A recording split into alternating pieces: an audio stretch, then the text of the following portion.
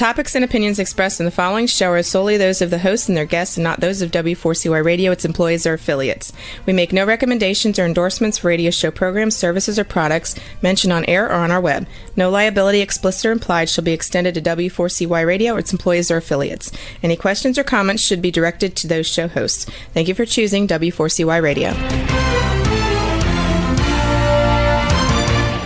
Welcome to the Ask the Expert show on W4CY Radio and Talk4 TV, where we bring you educational information from top local experts in the fields of legal, health, financial, and home improvement. Now sit back and listen to experts in family law, association law, hearing loss, business brokers, home care, along with many other topics. Now here are your hosts, Steve-O and Sophia. Hey, good afternoon, Orlando. Welcome to another Ask the Expert show, where for the last 16 years, we have brought you the top experts in the field of legal, health, financial, and home improvement. This is the last Thursday of the month. That means K. Bender Rimbaum, Orlando, and a guy who has just made this show take off, board-certified attorney, Alan Swartzide. Afternoon, Alan. Thank you, Steve. And I'm going to go ahead and not mention that to my partner, Robert Kay, or my colleague, Kirsten Henza. I don't think they would appreciate that one, but I do. Hey, listen, it's so nice saying board certified. Now apparently there's another certification that's maybe being created that I might be pursuing, which is alternative dispute resolution, so mediation, because that's another thing that my partner and I both do, and we'll see. But yes, it is very nice to be able to say, we have 9 attorneys that are board certified in this area of law, and I am one of them. Well, I also have to compliment you for all of you who are watching on YouTube right now. I love your background. I got to be honest. I have no idea where this background came from. I'm thanking Jeff Solomon because I presume it was him. But for some reason, I couldn't find the main one that we usually use that I have on Zoom, and this is what I came up with. So I'm going to just thank Jeff. Hey, thank God for Jeff Solomon. So listen, I was looking at our YouTube numbers are skyrocketing, but I'm finding out we're getting so many new people. Tell people about K. Bender Rimbaum. Excuse me. Sure. So, I mentioned we've got 9 attorneys board certified in this area of law. We've also got 1 board certified in construction law. Representing community associations is pretty much all the firm's done since the 1990s. 25 total attorneys, all well-versed in community association issues. Offices here in Orlando, I manage the Winter Springs office. We've got 3 attorneys and 3 staff in the office looking for a litigator. So if anyone is looking for a new role, please reach out. But we've also got offices in Pompano Beach, which is basically West Fort Lauderdale is the way that I refer to it, as well as Palm Beach Gardens, and Kirsten's out in Tampa. So again, if you're happy with your current association attorney, that's great. Stick with them. But if you're not happy, you don't know who they are because you've never been able to communicate with them, or you just need a second opinion on anything, that's kind of where we come in. Anything from start to finish, collection, covenant enforcement, amendments, day-to-day guidance, whatever you need. I'd say 99% or so of what you might need, we've got you covered.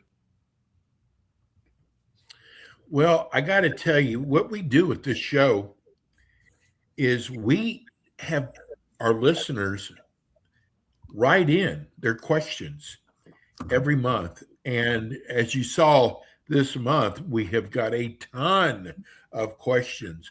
But I got to tell you, we got a lot of just emails, people going that this was the first time Tallahassee has not passed any new legislation for HOA or condos. Is that right? I don't know about first time, but it's the first time in about 5 years that I'm aware of that they've not destroyed us too much.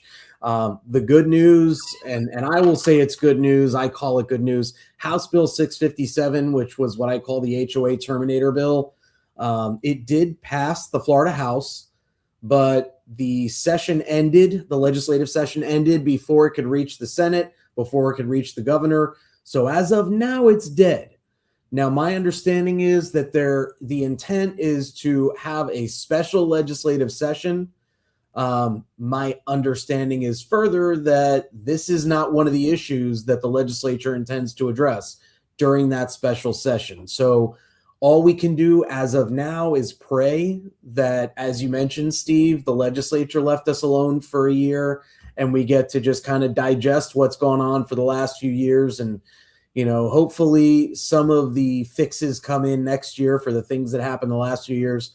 But I can appreciate that the legislature kind of let HOAs breathe for a year and is now giving maybe inadvertently giving HOAs and condos and co-ops the opportunity to just say, all right, let's allow the courts to kind of digest and figure out how to interpret the laws that have come out since, I think it's really 2022, when the reactive laws pertaining to the Surfside building collapse came out, that we really seen you'll excuse the term, but kind of a sea change in the way that condos and HOAs are supposed to be operating. And so, it's funny that you first start by mentioning this, because in my head, this was the first thing I almost wanted to interrupt before you got to ask a question, because I wanted to clarify for everyone. Yes, the legislature let us live for a year. Yes, they do great. They were happy. People are happy. Yeah, well, and some people are not so happy because they really wanted to see the ease of terminating HOAs. And again, I think that was looking at 1% of the circumstances and presuming that everyone is like that 1% and that we need to just completely do away with the idea. I won't go into the reasons I thought that legislation would have been a bad idea beyond saying, who takes care of everything when the HOA is gone? Do you really think the city or the county is going to do the job that the HOA was doing, or do it nearly as well or as frequently? And my answer is probably not. Now, there are some cities and counties that do a ton and do a great job. I just did a presentation regarding governing documents for the city of Orlando the other day, along with Orange County. And I think, again, some cities and counties do a fantastic job.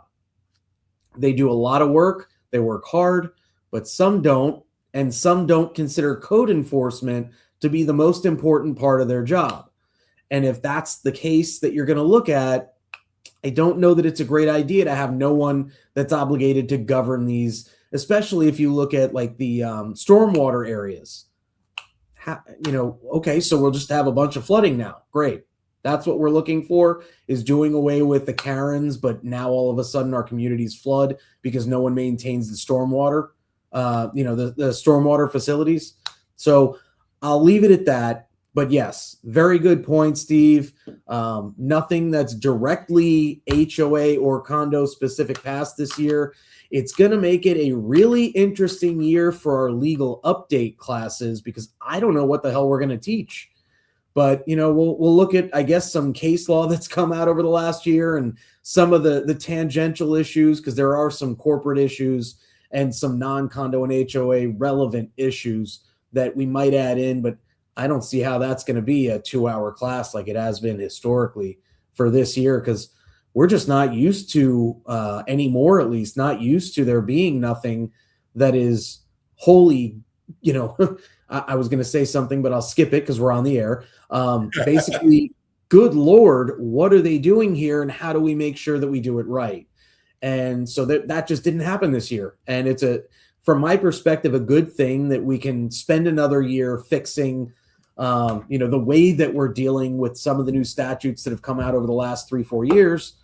But it's also what do we include this year in our legal update? So I'll look forward to discussing that with my partners, and we'll be teaching that class at some point, probably in August or September.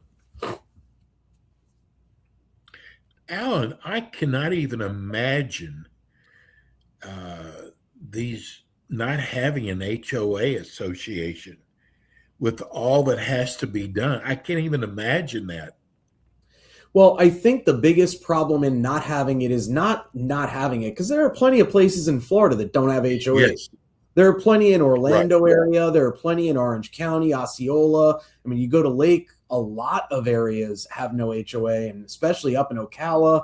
There are plenty of areas in Florida that don't have HOAs. The problem is when they're laid out to have one, and you've got, again, stormwater, you've got other amenities of this community. I mean, if you've got a basketball court, a tennis court, the county and the city don't want to take that over. They don't want their residents paying taxes for something that's adjacent to a whole bunch of homes that they now have the obligation to maintain. So the question then becomes, what are we going to do? Are we going to do away with the HOA, but everyone still has to pay in to maintain and insure these items? What are we going to do here? And then if they don't pay, do we have the ability to collect that money? Or do we just get a money judgment that gets eliminated in bankruptcy by anyone who chooses to say, I don't want to pay? So it becomes a big mess if you have it laid out as an HOA. I don't have a problem with properties that aren't in one. But if you've already laid it out that way, then you need to have something other than there's no longer an HOA as to how you deal with all of those amenities, the things that the association maintained and insured, et cetera.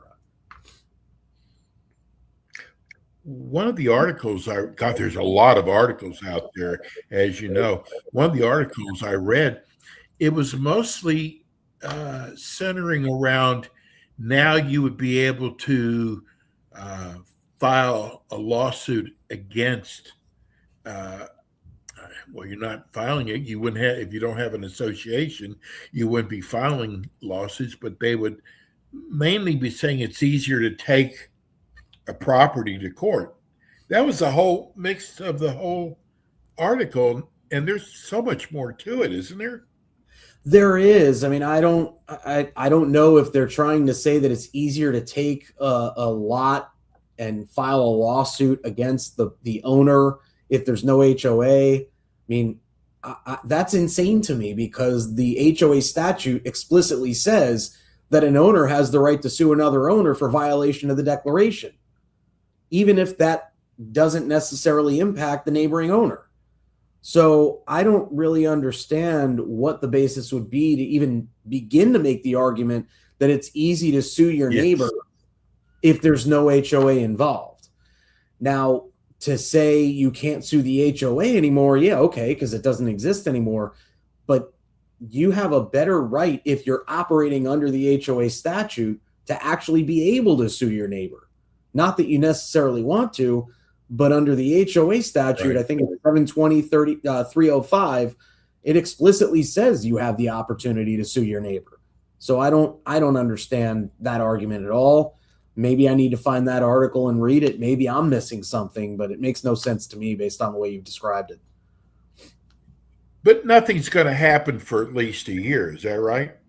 That's what we're hoping. Again, the legislature has expressed the interest, I'll put it that way, in having special sessions.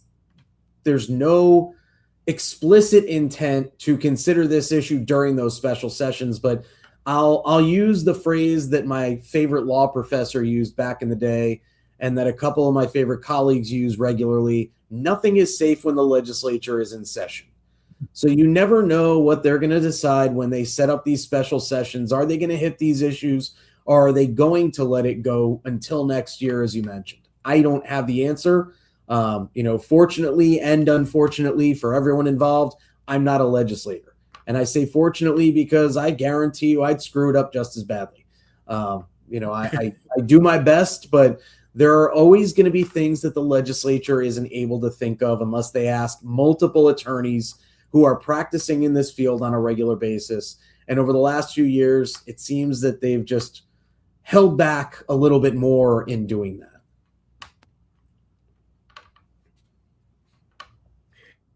Don't you wonder if any of these legislatures are part of a community association, if they even know what a community association is?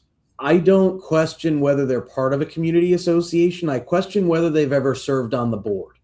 And the reason I say that is lot of legislation comes from people who are angry that things happen to them. So, for example, the notice of late assessment that came about a couple of years ago, that's a new requirement where you can't have an attorney send a demand letter for unpaid assessments until this letter is sent and expires, and you can't charge any attorney's fees for preparing it. That's because someone got a demand letter that said, hey, you owe all these assessments, but you also owe a couple $100 in attorney's fees. And a legislator got mad about it and said there should be a notice that goes out before the association can charge you any attorney's fees, that you should get an official notice that's statutory in nature. So this got added. So again, I think that it's more likely that there are people that are seeing things happening firsthand or hearing about it second or third or fourth hand and just presuming that there needs to be legislation to fix it, when in reality, it's already wrong. It's already something you're not supposed to do under the Florida statutes. It's just that no one does anything about it. So if people continued actually enforcing the statutes and the governing documents as they're drafted and as intended, we probably wouldn't need new legislation every year to try and fix problems that don't exist.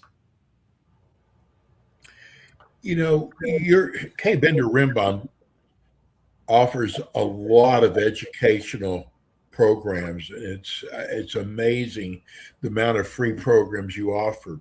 I got to tell you, we've gotten so many letters that people have said they love the way you present the firm. They love the way that you explain things. And I got to tell you, it's so important because, Alan, I was looking the other day because we're going to have some community association law firms in other states around the country. And you look at their website and they bankruptcy, we do personal injury, we do community association, we do business. I mean, they have a whole list of areas they cover. Well, K. Bender, you really just concentrate in one area. We do, and that's what enables us to ensure that everyone in the firm actually knows how to do this well. The bottom line is you're going to have people in any law firm that are more and less knowledgeable than others. But if you focus your practice on one area of law, then everyone in the practice gets to know it really well.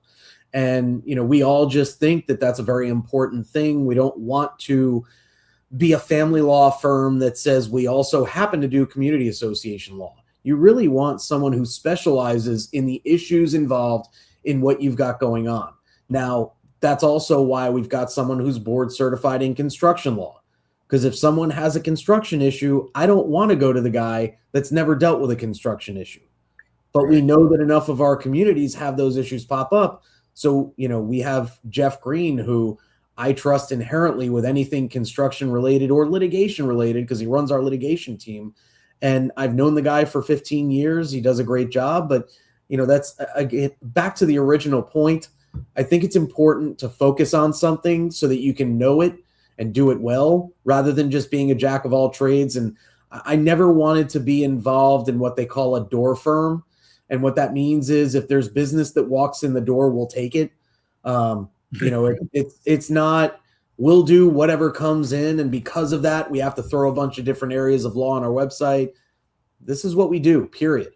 And being able to say that to potential clients and current clients, I think it goes a long way. And at least I hope it does. Kind of nice also being one of the largest in Florida too. It doesn't hurt. I won't use the bigger is better lines and all the other Morgan & Morgan billboards that you see all over the place. We don't necessarily focus on being the biggest. We just try and make sure that everyone that's here is going to be good at their job. And Alan, I want you to explain, because we don't talk about this every show, how important customer service is to you. Well, there's a reason that we've got every single call that anyone makes to our office gets routed to the front desk unless you have one of our direct extensions, which we give out freely. The bottom line is we want to make sure that people feel taken care of not just like they called the lawyer. And I don't ever want to be referred to as the lawyer. I want someone to say, oh yeah, I called Alan, he took care of me, or I texted Alan, he took care of it. Frequently there are managers that'll reach out, and we're not even working with them on that project, but it's hey, what does the statute or case law say about this? As long as I don't have to review governing documents, it's a different story. But, there are so many answers that, being someone who focuses on this area of law or just in my head, I'm happy to answer and just say, hey, here's how you should deal with this. I do think that one of the things that distinguishes us from a lot of other law firms, at least for my office here in the Orlando area, is that we've got a 1 business day turnaround time for any client communications, potential client communications. If you want to work with us and you reach out, you're never going to have to wait more than 1 business day to have at least an acknowledgement that we're working on what you've got. I frequently find that people switch from other firms because they can't get a hold of their attorney for 2 or 3 weeks. And then after 2 or 3 weeks, it's, oh yeah, I got your email, I'll get to work on that soon. So, when you talk about customer service, it's not just working for the clients. It's making sure that people feel like they're cared about and they're not just a number or a billing entry. And I think we do that pretty well. I think there are plenty of firms that do. I just think that it's more of a focal point for our practice to make sure that clients understand we're about the relationship, not just the case.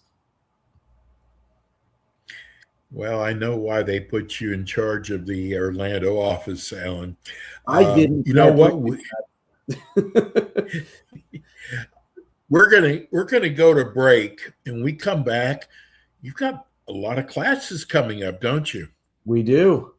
We always do. We're gonna go over that, and then I promise everybody we'll get to your questions. Tell people, first of all, how they can reach any of your offices.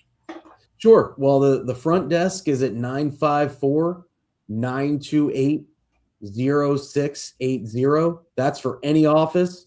And if you want to reach me directly, it's as@kbrlegal.com.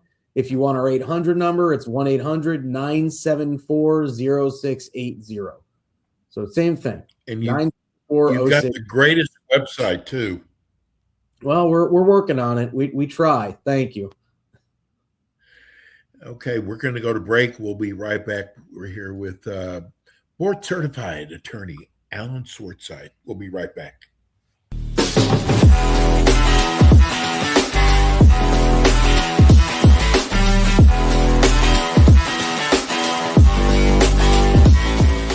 K. Bender Rembaum is a full-service community association law firm dedicated to the representation of community associations throughout Florida. On kbrlegal.com, you can learn more about their offices in Pompano Beach, Palm Beach Gardens, Orlando, Tampa, as well as throughout Miami-Dade by appointment. Several K. Bender Rembaum attorneys are board-certified specialists in condominium and plan development law and assist clients with all matters of community association legal issues while keeping them up to date on new developments that affect their associations.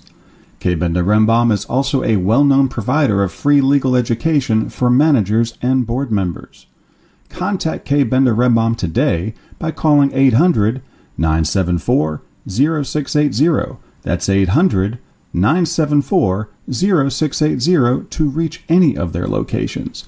You can also visit them online at kbrlegal.com or write to them at info@kbrlegal.com. And we are back with the Ask the Expert show on W4CY Radio and Talk4 TV with your hosts, Steve-O, Sophia, and their expert guests. And we are back. This is our last Thursday of the month where we do our K. Bender Rembaum Orlando show. We also do a Tampa area show, and we do a South Florida show. K. Bender Rembaum, it's so amazing. And I want, before I even go to the classes coming up, I don't do this very often. I want to thank Jeff Solomon. He puts this whole thing together and makes sure everything works right and gets us all the classes coming up. And boy, he is so good at what he does. And I always forget to thank him, but I consider this a thank you. But so we're here with attorney Alan Swartzide. You've got classes coming up, and they're all free, aren't they? They are, and we always do. We've got a bunch coming up this month, a bunch coming up next month. I guess we've only got, a couple more days this month, but we've still got at least one more. That'll be on March 27th, which is tomorrow, by the way, updating your governing documents. That's the class I just taught for the city of Orlando earlier this week. That's for HOA and CAM credit. So if you need your 4 or 8 hours as an HOA director, that's at 10:30 a.m. tomorrow with Emily Gannon. There is still time to sign up. So just go on our website at kbrlegal.com, click on the calendar, and you can sign up for any one of these classes. Next one's going to be April 8th. This is with my partner, Jeff Rembaum. He's on a panel of industry experts. I don't know who else is on it, but he's an industry expert in my opinion. So there you go. That's going to be at noon on April 8th, and it's before, during, and after the storm. Board's operational playbook. I suspect that's going to be a hurricane presentation to get everyone ready for the fun season coming up. We've got our legal update, and there was some significant information in this one for CAMs and condo board members. That'll be April 15th via Zoom with Danielle Brennan in our Palm Beach Gardens office. That's at 2 p.m. Now, understand the HOAs, there were no real changes this year. So if you're just in an HOA, you can go ahead and attend, but you're not really getting much out of it, and you won't get your HOA credit. Condo board members, this is the one educational credit you need per year other than your board certification class every few. On April 17th, we've got an HOA board member certification with Kirsten Henza in our Tampa office at 10 a.m. That's April 17th. April 27th, we've got condo board member certification. That's at noon on the 22nd. We're doing that one with Folio Management. That's with Kirsten again. Apparently, she is the board certification queen next month. And some guy named Alan Swartzide that you might have heard of is going to be joining her for that one. And then finally, although this is not an extensive or exclusive list, I will be, along with a couple of our other people from the Orlando office, at the Orlando Condo and HOA Expo. That's going to be on April 28th. I believe it's free for board members, maybe for CAMs. The booths are going to be going from 10 to 3 on that day. My mediation class will be from 9 to 10. I'll be teaching that one live and in person. So if you've always wanted to meet me, come on by. And I'll also be teaching our legal update. I am hopeful that April 28th is the last time I'll be teaching this year's legal update from 2:30 to 4, because everyone wants to spend the end of their day an hour and a half of legal updates at the Condo and HOA Expo. So that is what we've got coming up. We've got a bunch of other classes coming up this month. Hey, Alan, the ones that mostly impact the Orlando area. Have you gotten used to those 4-hour HOA board member certifications? Well, see, we're smart enough to do a 2.5-hour HOA, but the condo, we split it between 2 people and one of us signs off. So we'll have one person show up halfway in, and we just kind of swap off. That way no one needs to do 4 hours except the attendees. Sorry, guys. And Jeff. Exactly. Around for 4 hours. Well, let's get to the questions. We sure have a lot of them. Jack in Orlando, I need clarity on the new rule regarding length of time one can serve on a condo board. Okay. So there's no law when it comes to HOA how long you can serve as a consecutive term on your board unless your bylaws say something about it. In a condo, there's a statute that passed in July 2018 that says you can only serve for 8 consecutive years. Now, I won't get into Kaufman language like we have to every single time I'm on the show, but I will say that, depending on language in your governing documents, blah, blah, blah, blah, blah, the purpose of this law was to have people not serving a permanent term on their condo boards. It says that you can only serve for 8 years consecutively. The legislature and everyone else has decided that that is 8 years, starting with terms that are pertinent to July 1st, 2018, which means that in July of this year, that's when this will kick in. Now, I think the clarification that you're asking for, and by the way, it's this year because that's 8 years from the date that the statute took effect.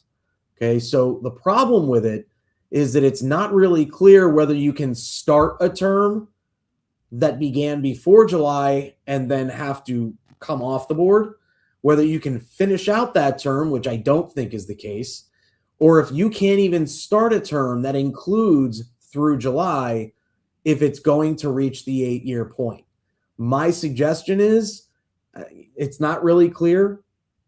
What my opinion is, you're probably safe if you don't serve for a term that doesn't go more than 8 years, effective as of July 1st of this year.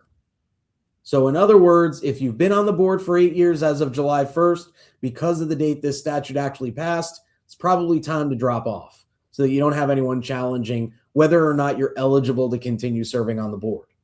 Now, I'm going to give some bad legal advice on your radio show, Steve.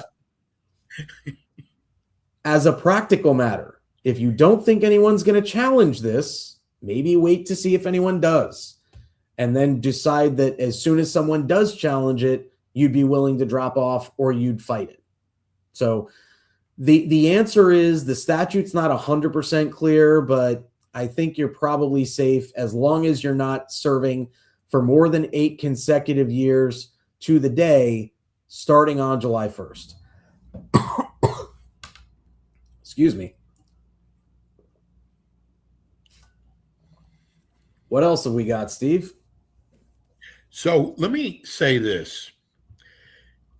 First of all, you would not believe all the letters. I don't know why we get them, but we get letters, people complaining. And I just want to say this. You know what? If you're not happy with what's going on with your association, run for your board. Right, Alan? Yeah, absolutely. I mean, that's the way to control what's going on. It's the way to power, so to speak. You know, when I teach a board certification class, I explain 90% or more of the decisions that are made for your association are made by the board without the members. I won't say without their input, but without their vote. So the members get to speak at board meetings, but the board is the only one that gets to vote. And most decisions are made at board meetings, not member meetings. So if you really want to have a say, you really want to fix things, you got to do it from the inside. And so, yeah, I agree. Try and get on the board if you care enough to sit there and complain, especially if you're complaining about things that don't directly impact you and you're just not happy about them. Get on the board and fix it. Now, I understand that's a huge undertaking. Being a volunteer director of an HOA or a condo is a big job.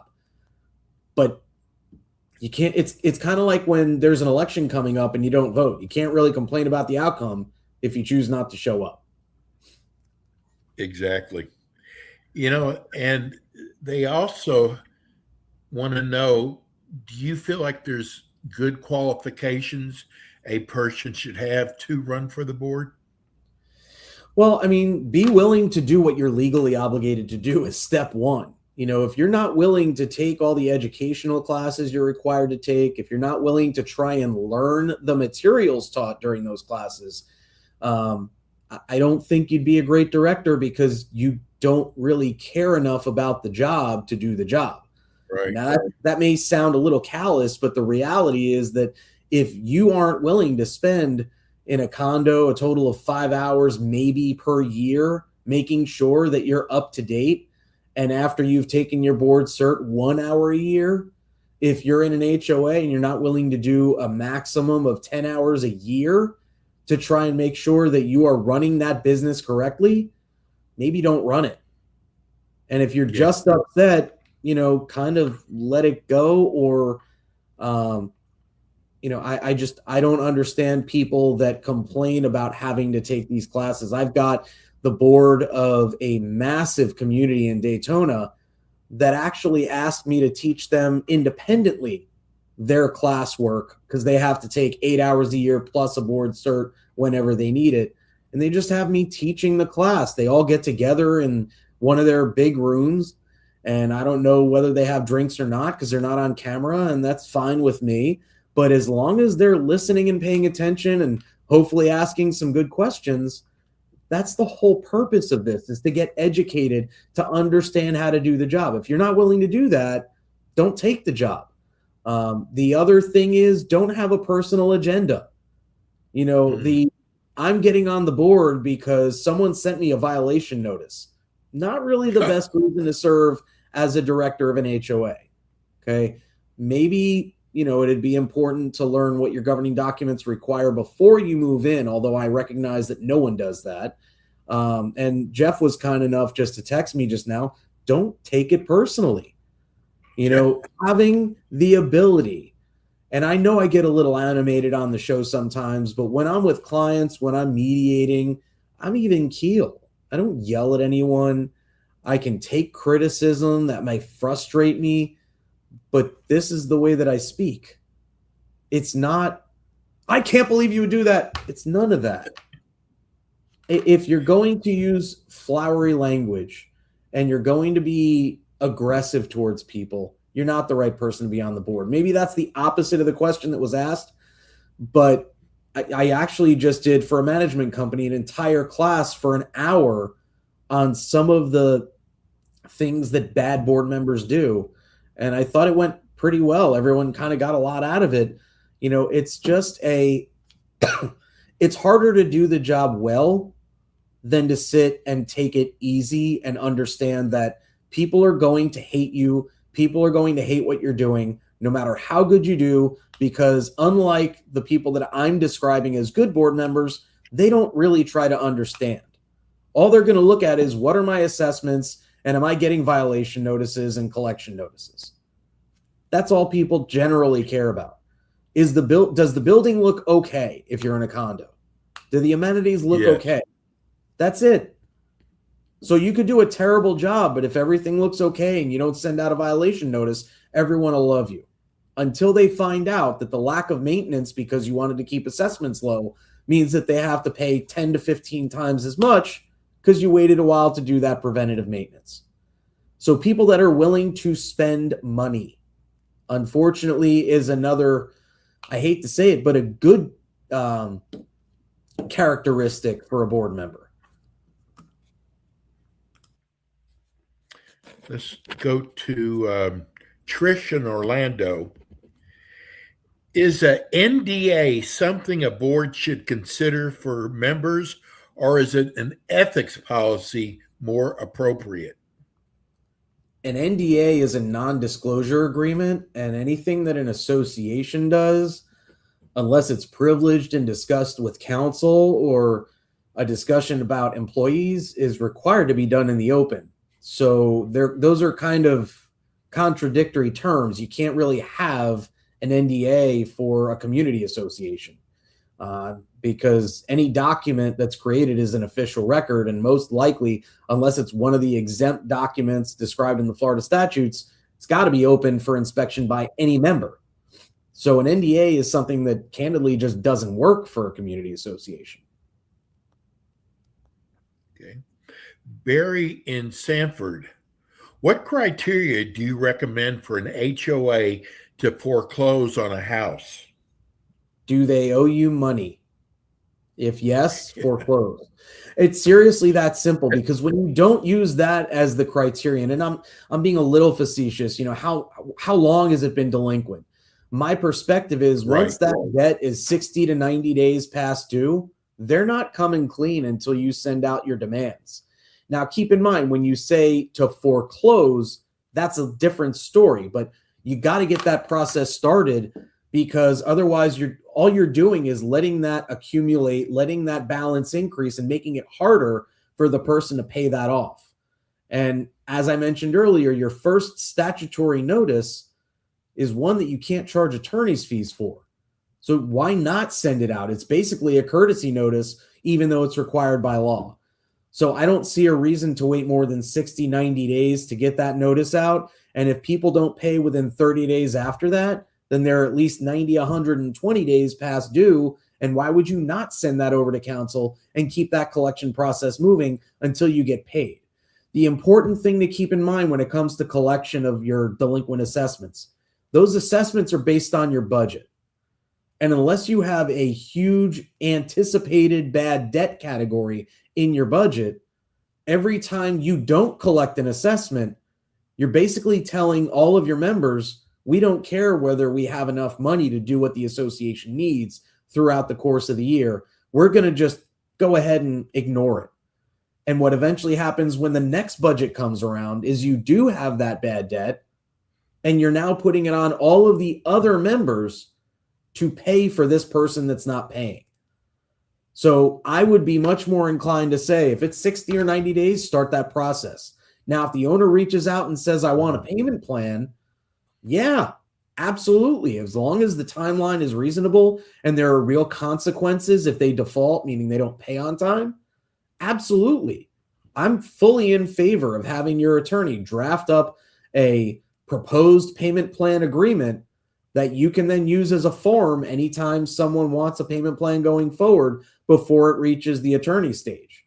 That way, anyone that wants one, as long as it's a reasonable time that the board agrees to, they're going to get it. And you'll get your money, or you'll be able to foreclose a lot easier because there are consequences for a default.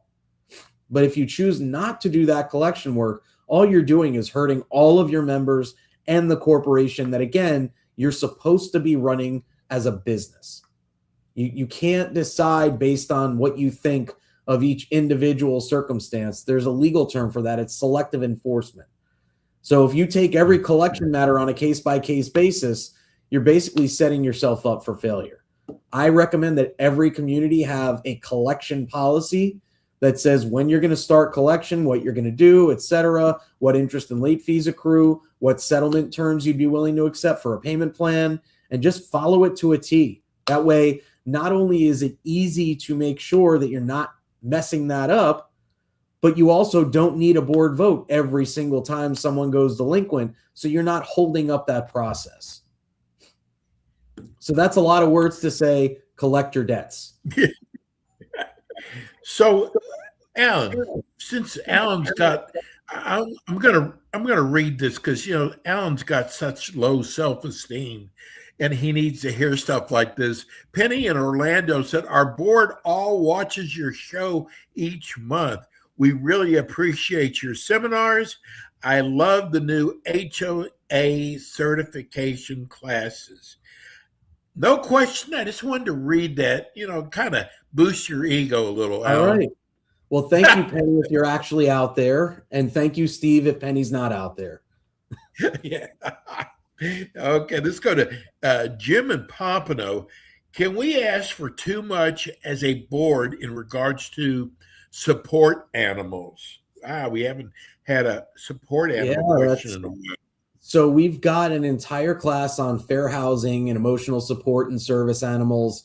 And the short answer is you can definitely ask for too much information. Generally speaking, if the condition, the disability that the person suffers that requires that support animal is obvious, you can ask about the disability. If the need for the animal is obvious, let's say, for example, it's actually a seeing eye dog, you can tell the person's blind and that they're using the dog to be able to maneuver. Those are the types of things you really can't ask for unless you have reason to believe that they actually can see. If you don't have that obvious disability, obvious connection between the disability and the need for the accommodation that the person's asking for, usually that's the animal, then you can ask for a physician's note that is reliable, written by someone who's qualified to actually diagnose the disability and the need for the animal and give the prescription, so to speak, for the animal.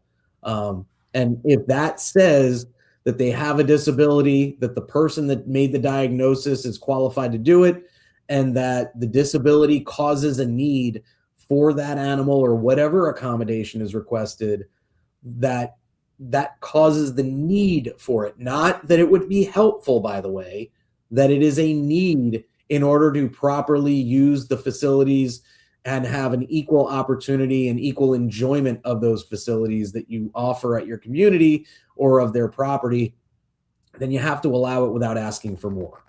What I would really suggest is have your attorney prepare kind of a step-by-step guide of how to evaluate these disability-related requests. I call it a disability request policy, and that's another one that I think everyone should have, is just a little step-by-step guide, some forms that people can fill out if they want to make it easier for the board to evaluate these requests. But you keep in mind, you can't require anyone to fill out a specific form for this purpose. So it can get a little bit more complicated than most other issues. The other problem with getting it wrong is that this is kind of like bankruptcy. Okay, it's intended to benefit the person that allegedly has a disability. So if someone says, I have a disability, I needed my animal, they didn't allow me to have it, or they asked too many questions, going back to the actual original question here, that's called discrimination.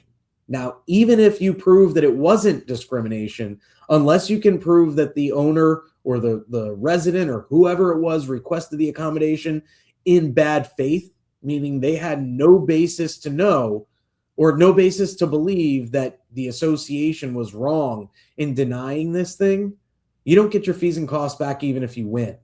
And the problem with that is sometimes you can get up to 10, 15, if it's a lawsuit, up to 50, 100 grand. And even if you win, you lose because you're out that money.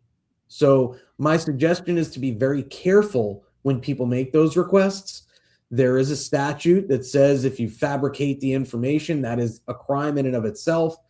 But, you know, the bottom line is, yeah, people are still making baseless requests for service and support animals. And so, but you do have to be very careful about the way that you evaluate them and the way that you respond to them and how quickly you respond. Because keep in mind, failing to respond within even a week or two could be considered the equivalent of saying no. So at least acknowledge it and say, we got to get an opinion from our attorney. We're going to take a look at that. And if we need anything else, we'll conduct, I always forget the phrase, but interactive process. We'll conduct an interactive process to make sure that we give you every opportunity to demonstrate that there's a need for this. So again, a lot of words to say, yes, you can ask for too much. Got about a minute left. I want to get, this is from our chat line. I have a question. Can we fine homeowners for parking in the street or on the grass, even if they used the limited guest parking for their personal, I guess, cars? That depends. Do you control the grass? Do you control the streets? If the city or the county control the roads, you don't have any control over them yourself if they're maintaining those roads. If you're in a community where the roads are wholly owned, then you have to have actual rules that say you can't park that way on the street. But if the answer is you have those rules, you control those areas, or the areas are part of the lot for the grassy area that you're talking about, then yes, you can probably fine for that. The statutes that came into play in 2024 for HOAs, this doesn't apply to condos, but that only talks about trucks and commercial vehicles being parked in the driveway and surrounding areas. So if you're parking on the grass, that's not the violation that you're parking a truck. It's that you're parking on the grass. So that statute has no application to the circumstances you're talking about. Alan, they just cannot stump you. You are always right there with the right answers. Tell people how they can reach your office. Sure. Again, we've got 954-928-0680. That'll reach the front desk. You can call and ask for my office if you'd like to speak with me. But the easiest way to reach me, because I'm often out of the office, is my email, which is, again, my partner, Jeff Rembaum, made sure it was very easy. S as in Schwartzide at kbrlegal.com. Well, and we do our Tampa show the last Tuesday of the month at the same time. And we also do South Florida the first Thursday of the month, same time. Alan, you're the best, man. I'm so glad we have you. And we'll see you next month. All right. Sounds good. Thanks a lot. And thank you to everyone for listening. Thanks. That's attorney Alan Swartzide. I'm telling you, folks, if you are a HOA or condo association, K. Bender Rimbaum is one of the finest firms in the state of Florida. That's going to do it for us today. We'll be back in with you next week with more Ask the Experts. Thanks for tuning in today to the Ask the Expert show on W4CY Radio and Talk 4 TV. Tune in next week and every week to hear more from our experts on personal injury, insurance, air condition repairs, estate planning, Medicare, and many other topics in the areas of legal, health, financial, and home improvement. See you next week.